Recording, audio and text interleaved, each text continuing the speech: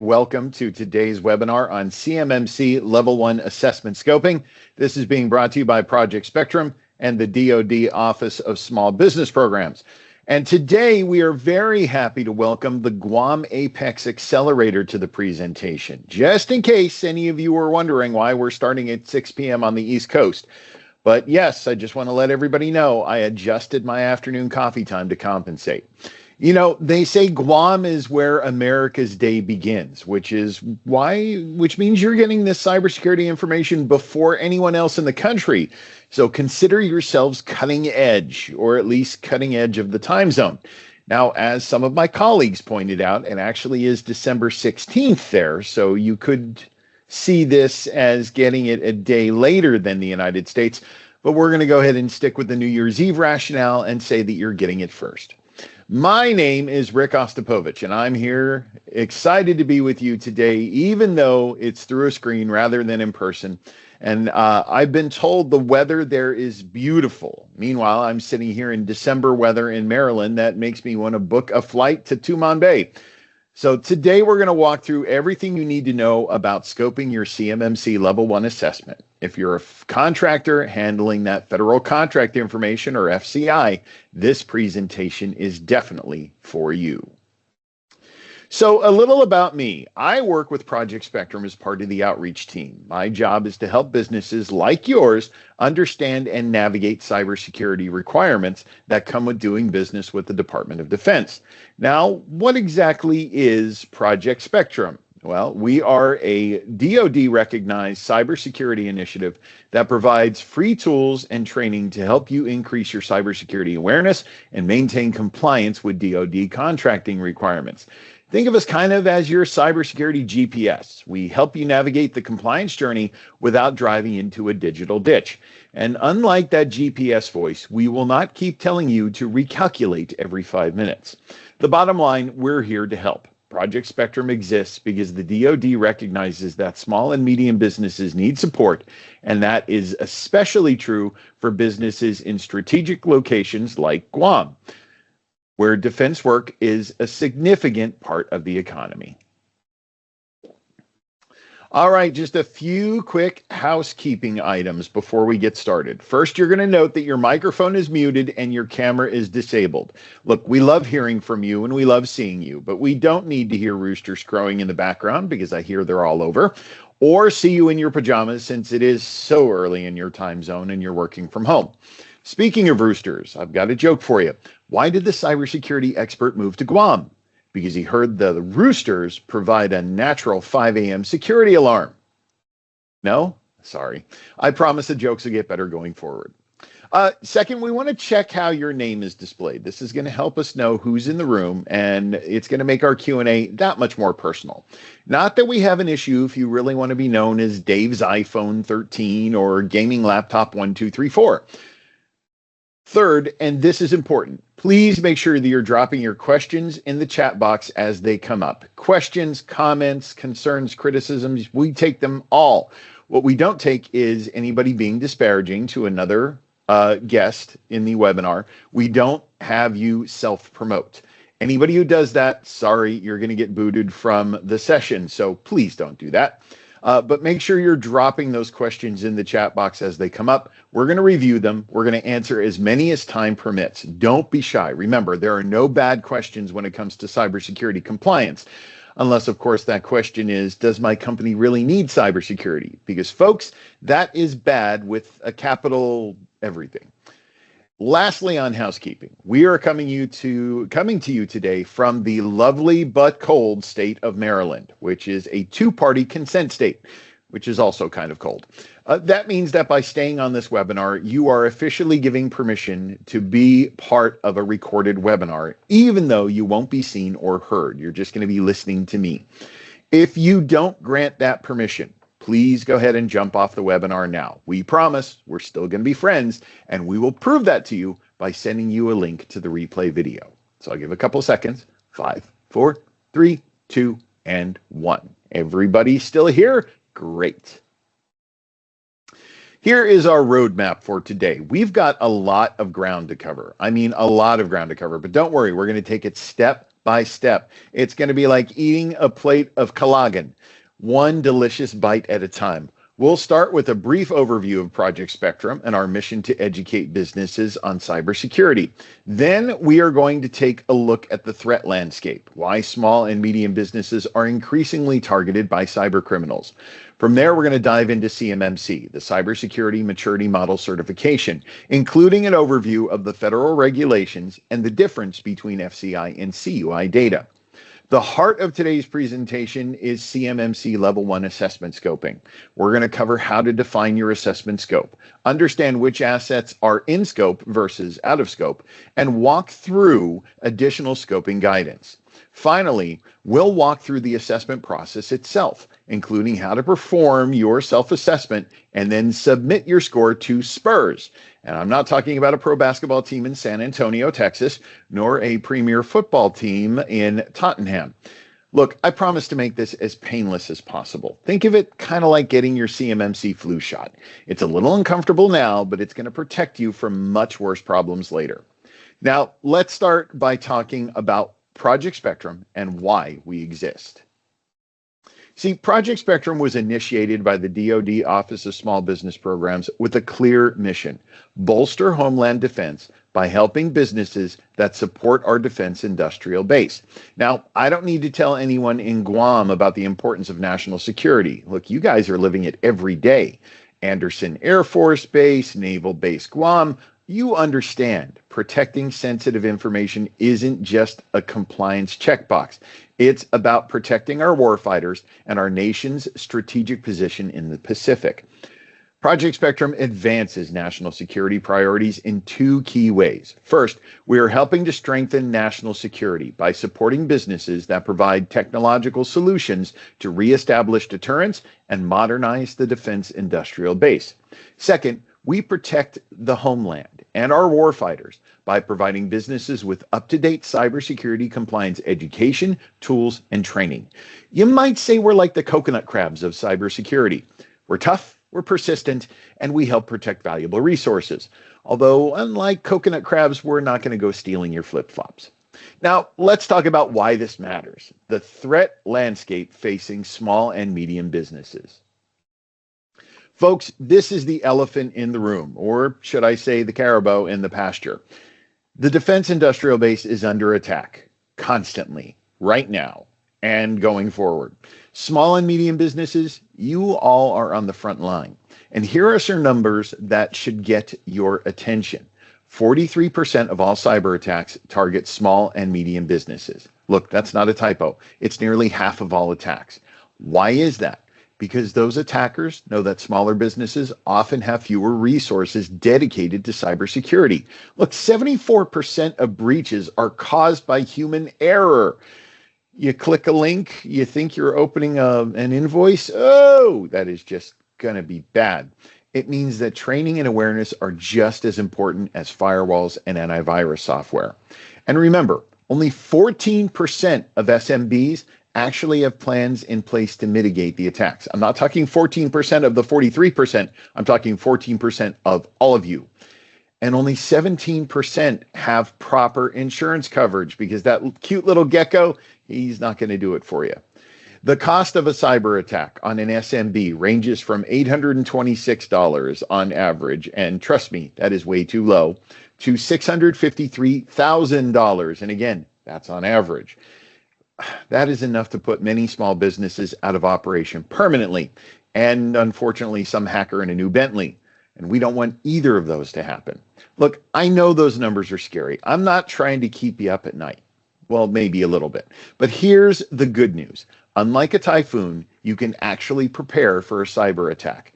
Also, unlike a typhoon, FEMA is not going to show up and help you recover from ransomware. So take a look at why SMBs are targeted. Look, you've got a lot of really cool stuff. You've got intellectual property, dual use tech, access to that sensitive government information, supply chain connections to larger contractors. Sometimes it's just simple political or ideological motivation. Like I said, small and medium businesses are increasingly targeted by cyber criminals, and we've got three main reasons for it. We're talking about those supply chain access points first. Attackers see SMBs as stepping stones to larger targets. Think about it. If you can't break into the castle directly, you find a way in through the side gate, maybe going in with the entertainment or the caterer. By compromising one vendor or supplier, these attackers can potentially access an entire network of business relationships. It's like when someone at the cookout gets sick. Suddenly, everyone who ate from the same pot is a little worried. Your cybersecurity health affects everyone in your supply chain. Don't forget that. Second, you've got that intellectual property value. Look, your IP, it holds significant value, both on the black market and in those state-sponsored campaigns. That specialized part that you manufacture, that process that you've perfected, or that design you've developed, that's gold to threat actors. Third, you've got limited in-house cybersecurity resources. Admit it, you do. Most SMBs don't have a dedicated security team. They have somebody who's wearing 7 hats, and one of them happens to say security. Your focus is rightly on production and delivery. We get it. That's your business. But unfortunately, that focus sometimes or all the time leaves the door open to vulnerability. This isn't about blame. We're not trying to blame you much. It's about awareness. CMMC is designed to help you close those doors without breaking the bank or requiring a full IT department or a PhD in cybersecurity. So let's go ahead and break down some of the top threats that are facing small and medium businesses today. You've got phishing and social engineering. It's a simple email or a fake invoice. That's all it takes to trigger a serious breach. Unbelievable. These attacks are sophisticated. They're not the obvious Nigerian prince emails anymore with all the bad spelling. They look legitimate. They use real company names, and they target specific employees. Ransomware disrupting production. Look, when ransomware hits, it doesn't just lock up data. It can bring entire assembly lines to halt.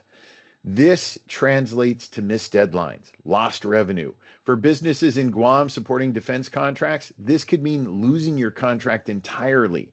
Ransomware is like a digital kidnapper, except instead of demanding unmarked bills, they want Bitcoin. And there's no Liam Neeson with a specific set of skills to rescue your files. Trust me, I've checked. Then you've got the supply chain vulnerabilities. A single weak link in a third-party connection can expose your entire operation to risk. The interconnected nature of the DIB makes supply chain attacks especially dangerous. Intellectual property theft. Those critical pieces of IP that set you apart from competitors, theft can cause long-term damage to both your reputation and your market position. And then you've got operational disruption. Beyond immediate financial impact, cyber incidents create lingering problems. You've got equipment malfunctions, compliance violations, and your customers are not going to trust you anymore. They're going to look at you like Taylor Swift looks at her next ex-boyfriend, except he's not going to make her trillions of dollars on the next song she's going to write. All right, so let's go ahead and shift gears. Let's talk about the Cybersecurity Maturity Model Certification, otherwise known as CMMC, because the government just does not have enough acronyms. I know what you're thinking. Great, another government acronym. You're right.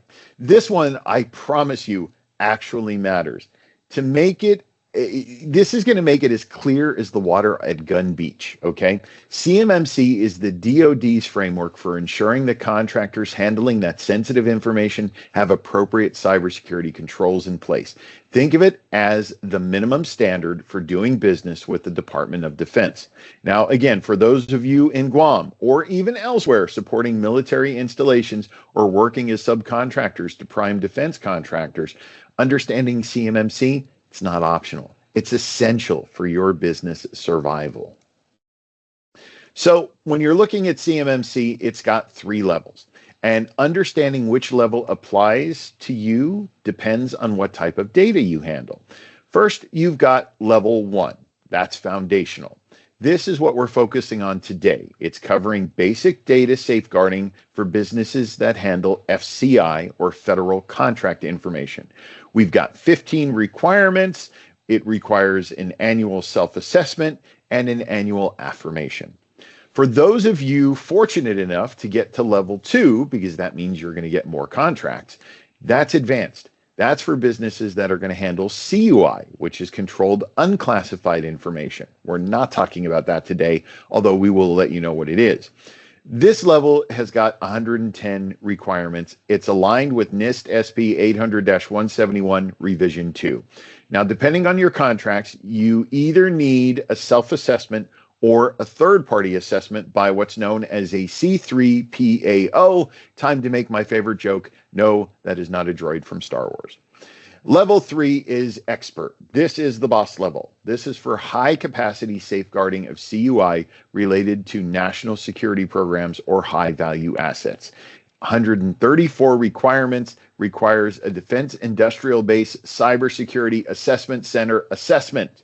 Think of it like diving certifications. Level 1 is your open water cert, the basics. Level 2 is advanced open water. Level 3 is like being a dive master. You really know your stuff.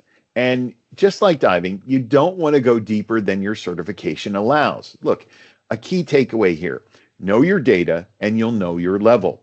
Today, we're focused on level 1 because, quite frankly, that's where most small businesses start. So, understanding the difference between FCI and CUI is crucial. It determines which CMMC level applies to you because, again, FCI is sensitive but not classified information provided by or generated for the government under a contract. It's covered by a FAR clause with a bunch of numbers behind it, and it's right there on the screen for those of you who are really curious about that. Examples include everything from contract information to organizational charts to process documentation, contract performance reports, and RFP or RFI responses. Then you've got CUI, that controlled unclassified information. That's a broader category. This is covered by a DFARS clause with a whole bunch more numbers behind it. While unclassified, it requires safeguarding and dissemination controls pursuant to federal laws, regulations, and policies.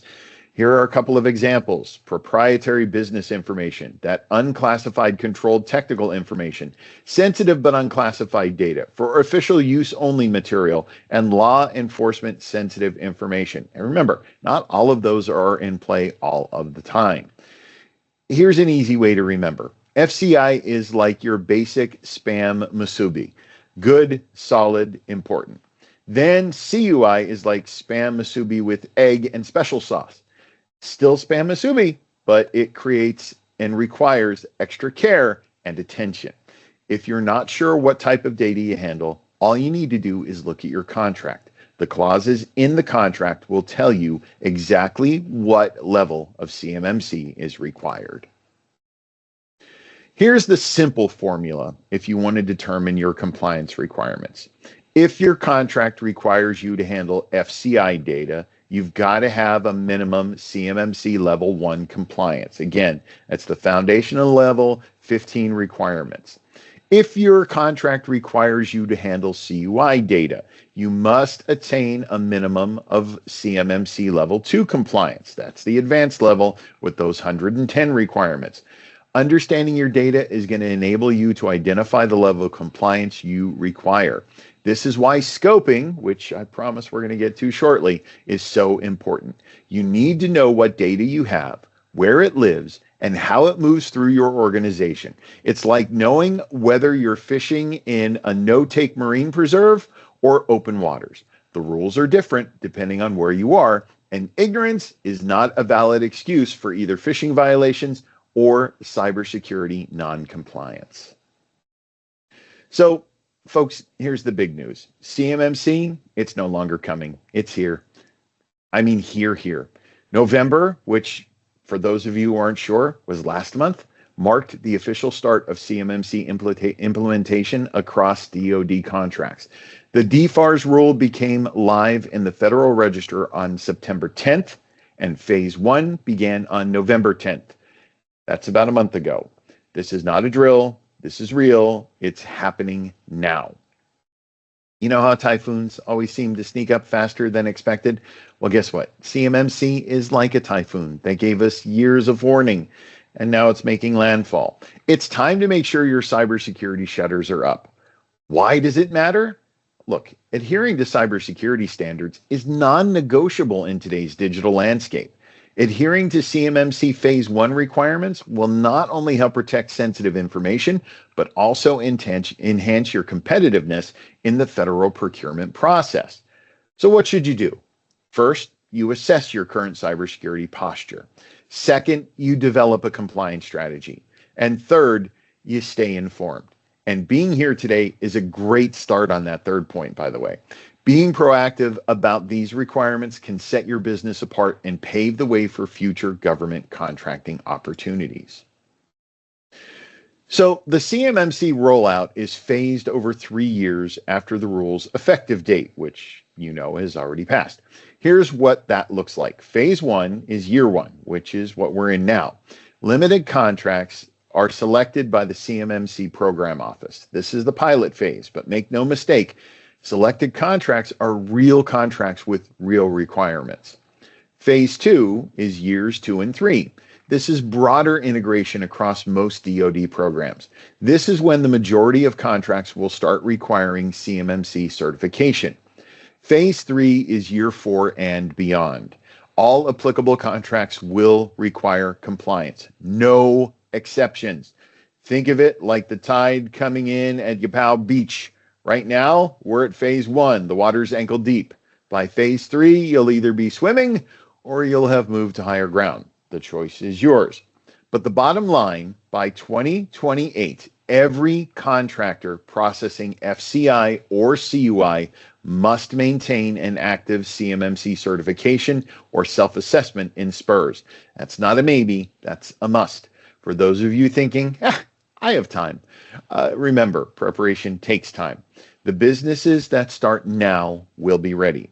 The businesses that wait may find themselves locked out of opportunities. All right, so here's where we get into the meat and potatoes, or should I say the red rice and chicken kalugan of today's presentation.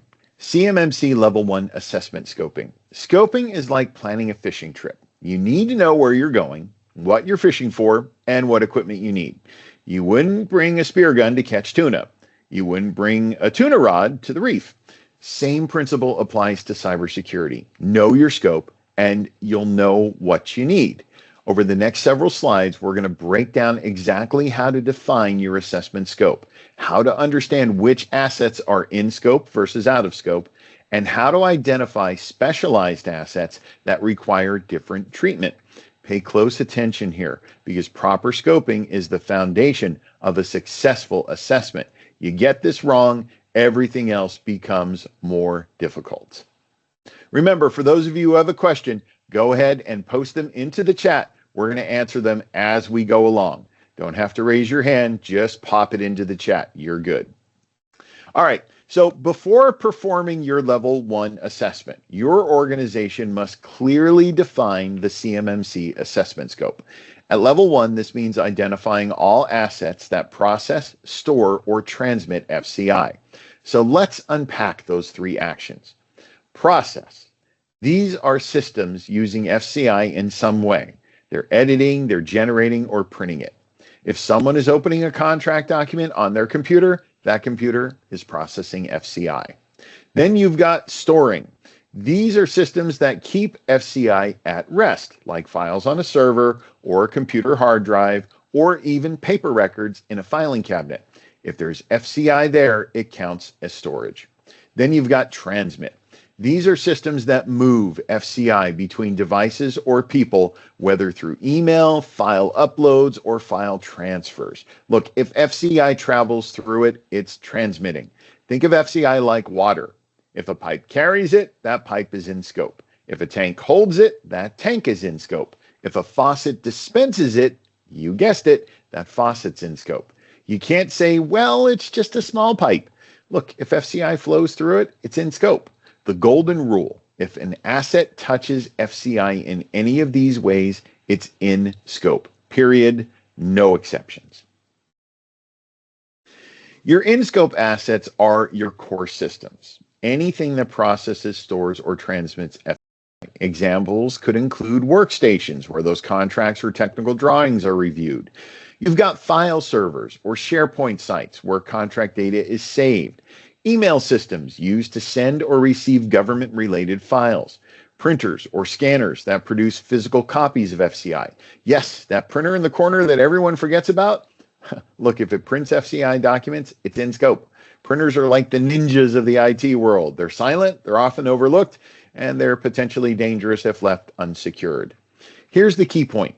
Every one of these assets must meet all 15 CMMC Level 1 requirements. You can't skip a system just because it's low use or because it seems unimportant.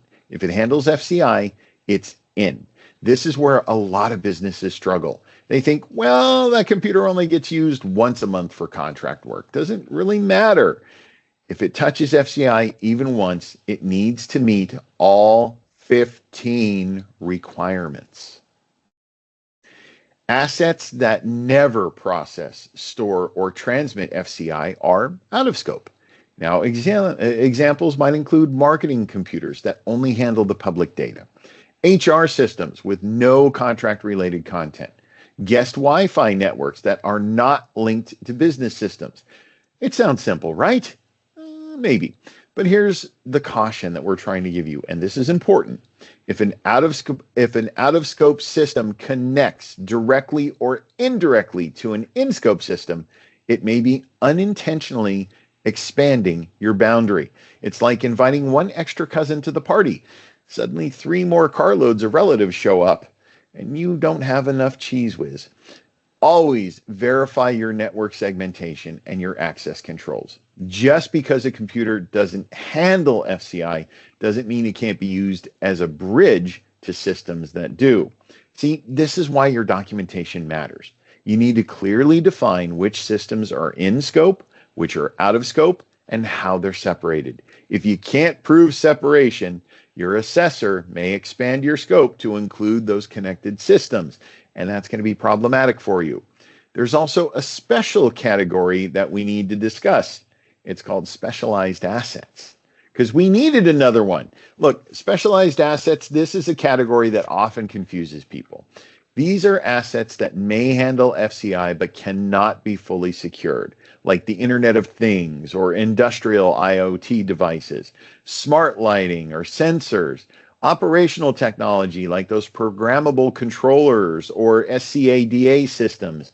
Then you've got government furnished equipment, GFE, restricted information systems built per government requirements, test equipment used for production verification or fielded systems. They're like the wild boar of your IT ecosystem. They're there, they serve a purpose, but you can't really tame them the same way you'd tame a house cat. Trust me, anybody who's tried ends up with a lot of scratches, a lot of bites, a lot of bandages. You just need to know where they are, and you need to manage that accordingly. See, here's the key point. Specialized assets are not part of the Level 1 assessment scope. Whew. They are excluded from being assessed against CMMC requirements. But, and this is a big but, not like the song, they should still be inventoried for awareness. You need to know that they exist, and you need to document how they interact with your environment. Just because they're excluded from the assessment doesn't mean they're invisible. As a matter of fact, they're not. You could see them. CMMC scoping goes beyond devices, though. It's about how people, technology, and environments interact. People. This includes your employees, your contractors, your managed service providers, and even your vendors. You need to identify who can access that FCI and ensure that their accounts, their permissions, and their training reflect that responsibility. Then when looking at your tech stack, your servers, your computers, your mobile devices, your routers, your switches, your VoIP systems, virtual machines, each one of those must be inventoried to ensure it's properly configured and protected. Then you've got your facilities. Look, this includes every single location within your organization where FCI is processed. Your offices, your manufacturing plant, your data center, even your secured home office if remote employees handle any government data. Remember that physical protection is part of Level 1. You need to control access to areas where FCI systems are located. Now, speaking of those remote offices, if, say, Maria from accounting is working from home and accessing FCI, guess what? Her house, her home office is now part of your scope. Yes, even if she's working next to her collection of ceramic figurines. Then you've got your external service providers, your ESPs. Look, if your managed service provider or cloud host processes or stores FCI on your behalf, they are part of your scoped environment. You must ensure those providers maintain the same level of security expected of you. So let's take a look. How do you maintain your scope over time? Well, you see, scoping isn't a one-time activity. It evolves. Your business changes, your technology changes, and your scope needs to change with it. You'll need to reassess if there are significant architectural or boundary changes, like adding or merging networks, acquiring another company, maybe expanding your IT systems to new locations. It's like when you add a new room to your house. You don't just assume that your old security system covers it. You need to make sure the new space is protected too, and run those wires and run those sensors, and hopefully you have a router that will handle it all. Just take a note, normal operational updates, like if you're adding users or replacing a computer, those don't require a new assessment. Instead, those changes just need to be captured through your annual affirmation of continuing compliance. This is where documentation becomes your absolute best friend. A system security plan, or an SSP as we like to call it, because we still don't have enough acronyms, keeps your scope documented. It defines your boundaries, and it records your control and your control implementation. This makes future affirmations faster, cleaner, and easier to defend. Look, if someone asks what's in your scope, you really should be able to point to a document and say, here it is. If you have to guess what? You're not CMMC ready. All right, so let's go ahead and talk now about the actual assessment process. You've defined your scope. You know what's in, what's out, and what's specialized. Now it's time to actually perform the assessment. This is like when you've prepped all the ingredients for your barbecue. The meat is marinated, the coals are hot. Now it's time to cook. So let's fire up that grill. Over the next several slides, we're going to walk through the assessment process, from performing your self-assessment to submitting your score in SPURS. I'll take you through it step by step. So even if this is your first time hearing this information, first time experiencing this, you're going to know exactly what to do. Let's go ahead and start with the self-assessment process. Any organization that is required by contract to handle FCI data must attain a minimum of CMMC Level 1 compliance. That compliance requires a self-assessment. It's followed by an annual affirmation. Now, here's the good news. Project Spectrum, yeah, hi, remember us? We offer free cybersecurity self-assessment tools. You can find them under useful tools in the Project Spectrum website, projectspectrum.io. It's like having a personal trainer, but for cybersecurity.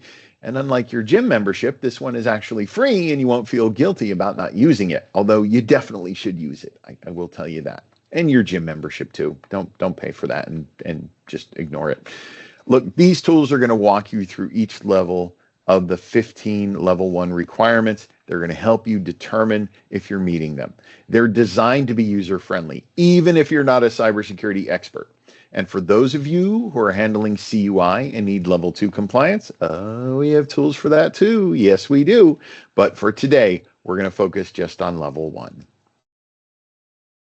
So after completing your self-assessment, you're going to receive a Supplier Risk Management System, or SPURS, score. That SPURS submission is the formal upload of your company's cybersecurity self-assessment score, along with any supporting metadata. And that's going to go into the DoD SPURS module within the Procurement Integrated Enterprise Environment, or PIEE.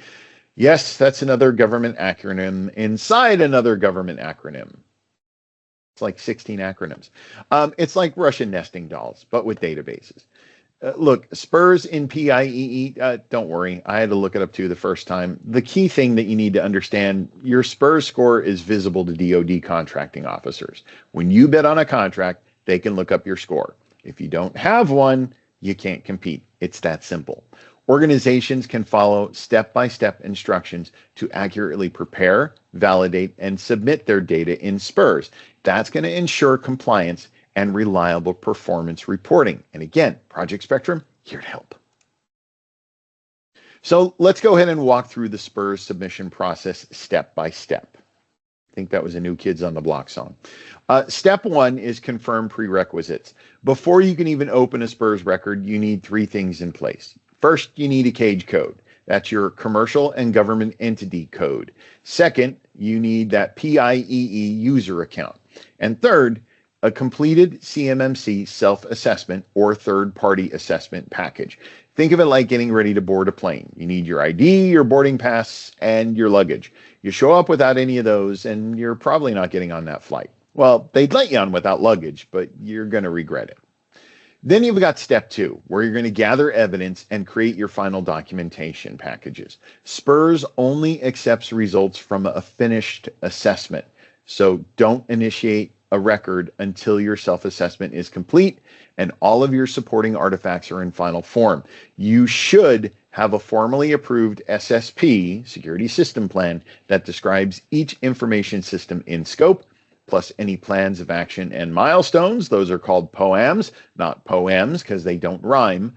You need those if residual deficiencies remain. When we go to step three, determine whether a new SPURS entry is required. Look, SPURS tracks assessment results at the CAGE code level. If this is the first time your company is submitting CMMC results for a particular information system that's tied to your CAGE code, a new record is mandatory. Now, if the same CAGE code has already been assessed and the identical environment is being used, then you can just update the existing record instead of creating a whole new one. It's like updating your driver's license versus getting a whole new license. Look, if nothing major has changed, just update it. If you move to a whole new state, or in this case, a whole new IT environment, you're going to want a new record. Then you've got step four, which is where you log into PIEE and launch SPURS. With documentation in hand, the authorized user logs into PIEE and selects SPURS from the application menu, and then confirms multi-factor authentication. Always, always, always MFA. From the SPURS landing page, you're going to select assessment entry to either create a new record or edit an existing one. Everybody got that? Okay, hopefully. But now let's go to the actual data entry and affirmation. Step five is where you enter your core assessment data. Look, you're going to be prompted for key metadata, your organization's CAGE code, your assessment type, and the assessment date. Next, SPURS is going to ask for the assessment score or status. For CMMC Level 1, the entry is binary, either requirements met or requirements not met. This reflects the 15 basic safeguarding controls that are mapped to the FAR clause. It's pass or fail. It's like a driving test. There's no kind of passed. I only ran over that person's foot. Look, either you meet all 15 requirements or you don't. There's no partial credit, especially when the person is hopping around on one foot. Step six is where you affirm your continuous compliance. SPURS enforces an affirmation section that serves as the legal attestation that your organization remains in continuous compliance with 32 CFR Part 170. You must check the affirmation box and type an electronic signature. And it's a legal statement. By signing it, you're attesting that what you've submitted is true and accurate. Don't take this lightly. Submitting something that isn't true and isn't accurate is really, really, really bad juju, and you don't want to do it. Trust me, trust me, trust me, you don't want to do it. So the next two steps are going to cover artifacts and submission. Step 7 is where you upload or reference supporting artifacts. Although SPURS does not require uploading entire SSPs or evidence sets, the interface provides an option to attach summary artifacts like executive assessment reports. Look, if you elect not to upload, you must still identify where the evidence is stored, and you need to make it available to DoD on request. You don't want to say no to them. Trust me, you don't want to say no to them. Think of it like keeping your tax records. If you don't send the IRS everything, You better have it ready if they ask. It's the trust but verify approach. DoD is going to trust your submission, but they reserve the right to verify it at any time. So keep those documents organized, preferably not in a cardboard box under your desk or under your bed. Step 8 is review and finalize your submission. The user reviews all fields for accuracy and then clicks submit. SPURS generates a confirmation page and a unique submission ID. Best practice, PDF the confirmation page and archive it with your assessment package as formal proof of your submission. Because at that point, the record is visible to DoD program offices and contracting officers. All right, are you bored yet? No? Good. We're almost done. Just 2 more steps. Step 9 is your annual maintenance and interim updates. For CMMC Level 1 and Level 2 self-assessments, we'll throw Level 2 in here. You must re-perform and re-upload at least once every 12 months. An updated entry is required sooner if your organization's security posture changes. For example, if you create a new enclave, or you merge systems, or you conduct a system-wide technology overhaul. Think of it like your annual checkup with the doctor. Even if you feel fine, you still need to go every year. And if you don't, tisk tisk. And if something major does change, like you suddenly develop a new IT system, not growing out of your ear, you should probably go sooner.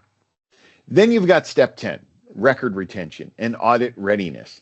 Store the confirmation PDF, the finalized SSP, the POAMs, and any supporting artifacts in a secure repository for the duration of the contract, plus any additional retention period that's mandated by DoD. You can ask your contracting officer about that. The auditors or contracting officers may request to see not only the evidence, but also the proof of your timely SPURS submission. You see, maintaining this chain of custody, to use something from the crime shows, that ensures a clean audit trail, and it speeds your reaccreditation activities in future years. So let's wrap up the scoping section with some key takeaways, right? CMMC Level 1 scoping defines your assessment boundary. Look, every asset that processes, stores, or transmits FCI is in scope. There are no exceptions. Out-of-scope systems, they don't touch FCI, but they must remain isolated. They've got to be on the island all by themselves. If they connect to in-scope systems, they may expand your boundary. Specialized assets are excluded from the self-assessment, but must still be identified and documented. Know where they are. Trust me. Scoping covers more than technology. It includes your people, your facilities, and even your service providers. Everyone and everything that touches FCI is part of your scope. Maintain your scope through annual affirmations and strong documentation practices. Look, that system security plan, you think of it as your best friend. In summary, you need to know your data, know your boundaries, document everything, and if in doubt, it's probably in scope. Better to include something unnecessarily than to leave out something critical, because you're going to get dinged for that. All of that, and you're thinking, what resources are there available to help me? Guess what? We've got an answer for that too. You see, we've got some trusted government-endorsed platforms that provide the guidance, the training, and documentation tools. First, you've got SPURS itself. This is where you submit your assessment scores. You've got the DoD CUI registry. Use this to understand different CUI categories and markings. Again, even if you're not handling CUI, it's good to know about this stuff, because a lot of people end up handling CUI and not even knowing that they handled CUI. You've got the Cyber Accreditation Body Marketplace, cyberab.org. This is where you can find C3PAOs, RPOs, CMMC guidance, and a whole bunch of other acronyms, I'm sure. NIST 800-171 resources. You can find those at that link. This includes SSP templates and detailed control guidance. Look, when you get a copy of these slides, and you will get a copy of these slides because everybody asks, Visit and bookmark these sites. They're like the emergency numbers you want to keep on your refrigerator. Hopefully you won't need them in a panic, but when you do, you're going to be glad that they're there. Now, for those of you who are wondering, how the heck am I going to pay for all of this? Well, we may have a few things for you here. Many businesses don't realize that there may be financial assistance available to offset the cost of CMMC readiness. So let's share a few options. First, you've got your local manufacturing extension partnership center. MEP centers often they often offer subsidized gap assessments, workshops, and CMMC consulting. You can find yours at this link. For those in Guam, just to let you know, your nearest MEP resources might be in Hawaii or through Pacific Region programs. It's worth making some calls, though, because let me just tell you something. The best kind of money is free money. Then you've got your state cybersecurity programs. Some states and territories offer grant matching, tax credits, or funding for security upgrades. All you need to do is check with your local economic development office. Then you might even have prime funded assistance. In some cases, you have those large DoD contractors who want to use you as a subcontractor. Hey, they may cover a portion of your compliance costs as part of the flow down support, especially for sole source or niche suppliers. The point of all this is you don't have to assume that you're going to be doing it all alone or fund it entirely out of your pocket or your budget. There are resources available, but you need to look for them. Speaking of resources, Project Spectrum has a couple of resources for you, and guess what? They're kind of on the free side. We like that. See, Project Spectrum offers a comprehensive set of free resources to help you on your cybersecurity journey. For artifacts and assessment tools, we offer the SSP templates, the POAM templates. Later on, you might qualify and use us for one-on-one cyber advisory services. We definitely have that self-assessment toolkit. We even have a cyber readiness dashboard, a SPURS score generation and upload assistance, and a remediation plan template. Then we've got education and information. We offer cybersecurity training and education, cybersecurity blogs with the latest threats and best practices, cybersecurity news items, Project Spectrum briefings, like the one you're attending right now. All of this is free. $0, nada. I didn't charge you a dime. Although if you'd like to send me a dime, I certainly would take it. Like the beautiful views from Two Lovers Point, it's absolutely priceless, but you don't have to pay a cent. So take advantage of it. Visit projectspectrum.io to access all of these resources. Create an account. It's free. Doesn't cost you anything. We don't sell your data. We keep it very, very, very secure because we have to. We're in cybersecurity with the DoD. And you'll be surprised at how much is available to you at no cost to you. Now, time to get to those questions. We've covered a lot of ground today, and now it's your turn. We're going to, again, open it up for questions. So what I'm going to do is I'm going to let my colleagues address those because they are much better at it than I am. I'm going to introduce to you Communications Lead Extraordinaire Mark Chisholm and the Director of Project Spectrum, Rick Rowe. They're going to answer any questions that came in during the presentation and any new ones that time permits. Remember, the only bad question is the one you don't ask. Well, that and can I just ignore CMMC? Because the answer to that one is definitely no. Mark and Rick, take it away. Thanks so much, Rick. Before we get started, I believe we just had one question come through. I think the presentation may have frozen. We may have missed out on the funding slide and the Project Spectrum resources slide. If we can't go back to those slides, I just want to remind everyone that this presentation will be shared after the fact, so you will have access to this entire presentation deck. In the meantime, Richard, the Director of Project Spectrum, is with us today. I want to welcome you, Richard.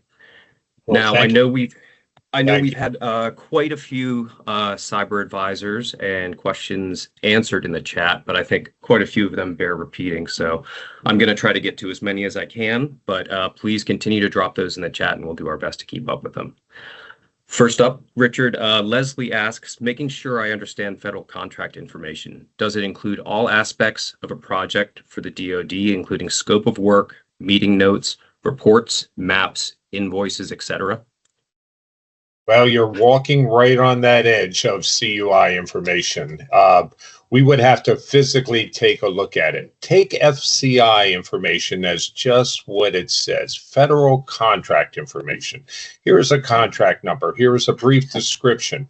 But when you start getting into the level of detail that it sounds like you're crossing, you may be borderline CUI, which requires you to go to level 2. So that would be something that you want to reach out to your cyber advisor for. And if you look on the screen right now, on the lower right-hand side is always a question mark in Project Spectrum's site. It's pervasive. It's on every page. If you select it, you can submit a question very similar to that, and a cyber advisor will get back to you and discuss the specifics.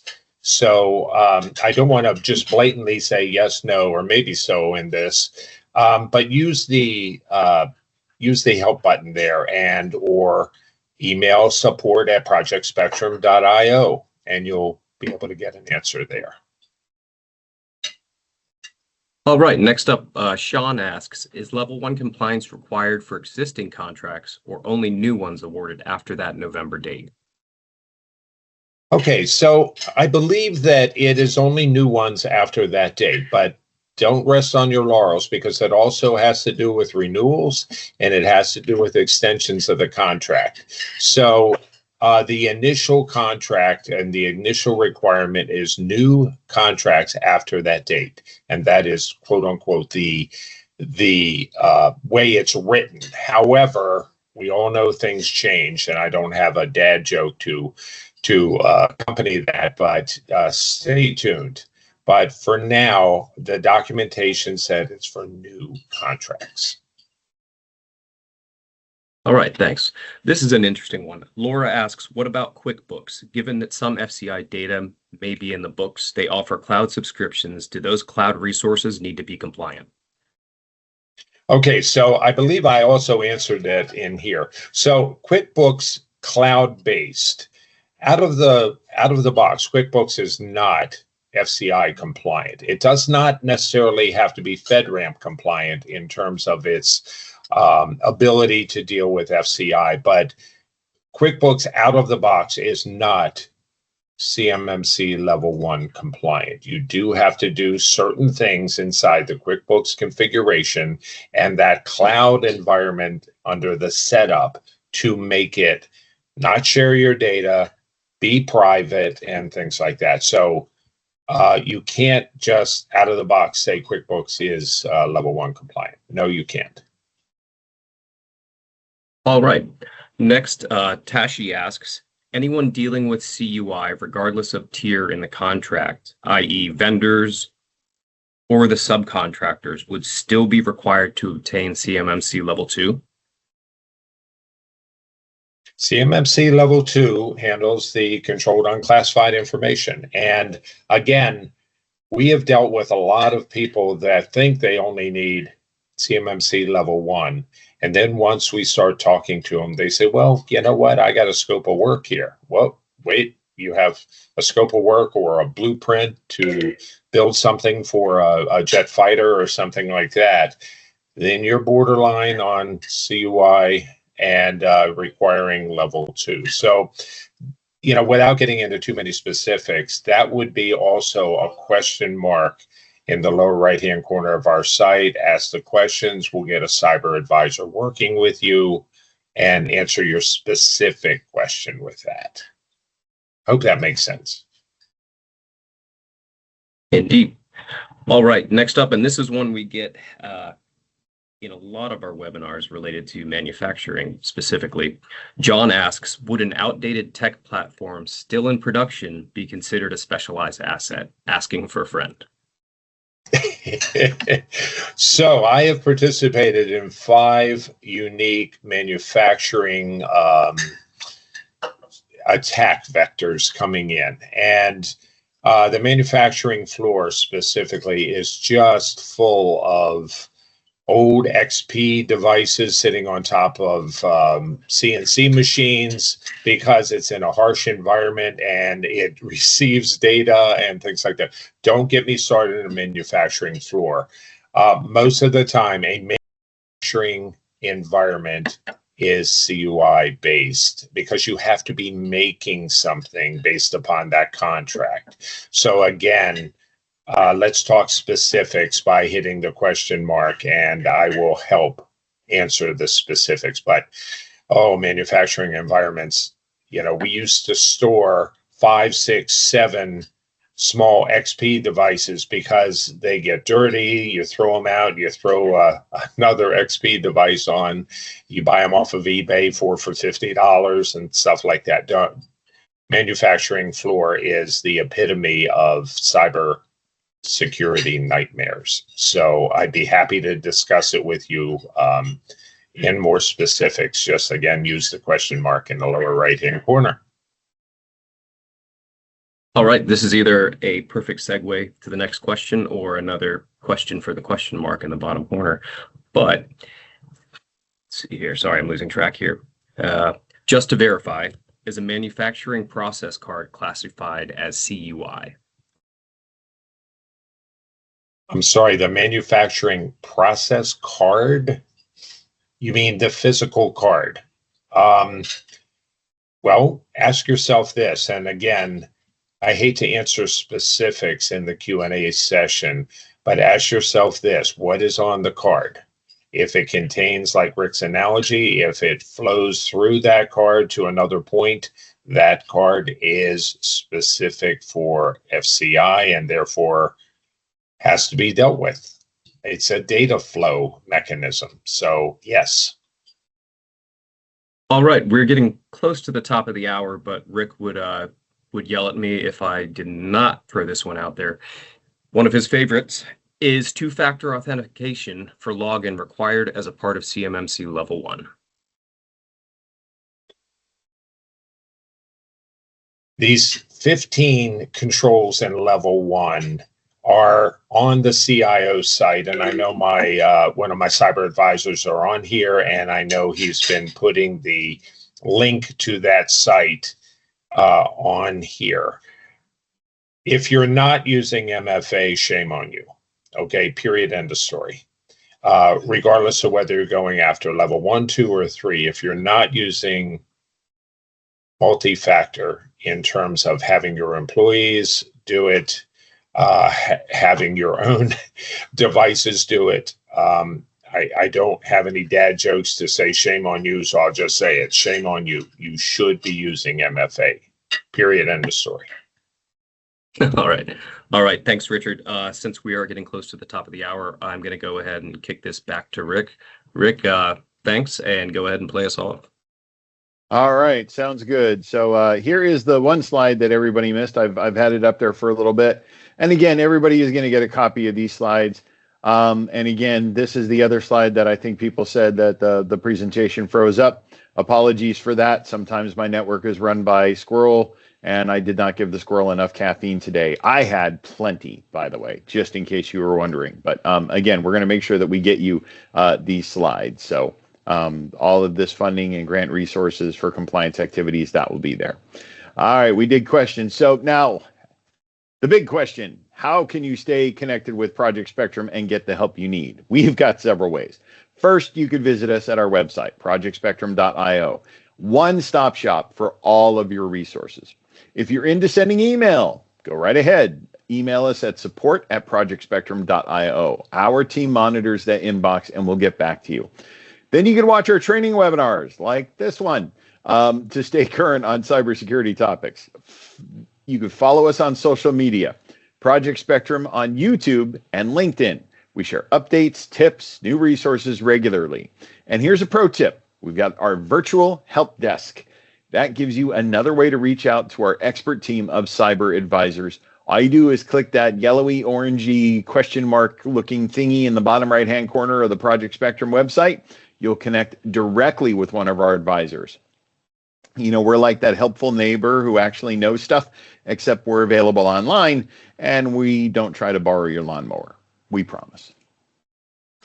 And with that, we've reached the end of today's presentation. We thank you for joining us. Now, if there are questions that didn't get answered, please make sure you're reaching out to us at Project Spectrum. We'll do our best to try to help you with giving you that information.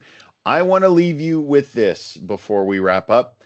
Remember, CMMC compliance isn't just about checking boxes or avoiding penalties. It's about protecting your business, your employees, your customers, and ultimately our national security. Look, you're in a unique position, whether you're in Guam or any other part of the United States. You're part of a strategically vital region, and the work you do matters. When you protect your systems, you're protecting the supply chain that supports our warfighters.